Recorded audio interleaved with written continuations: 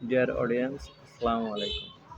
আজকে যে বিষয়টি নিয়ে আলোচনা করব সেটি হচ্ছে ড্রাগ এবং শরীরের মধ্যে যে সম্পর্ক, অর্থাৎ মেডিসিন এবং বডির মধ্যে যে সম্পর্ক বিরাজ করে সে বিষয়টি নিয়ে আলোচনা করব। ড্রাগ এবং বডির মধ্যে দুই ধরনের সম্পর্ক বিরাজ করে।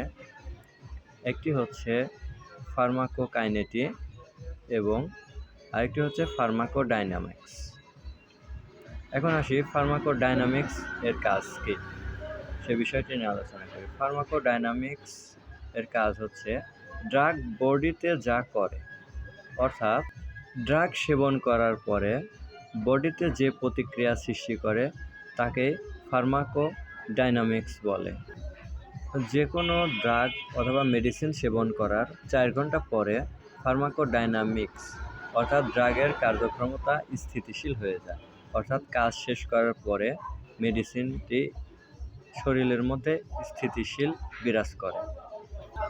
আর এই স্থিতিশীল হওয়ার পরে ফার্মাকোকাইনেটির কাজ শুরু হয়।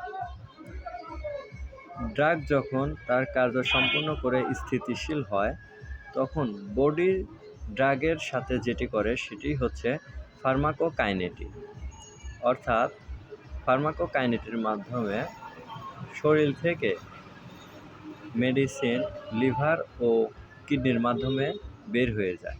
এটাই হচ্ছে ফার্মাকোকাইনেটির কাজ।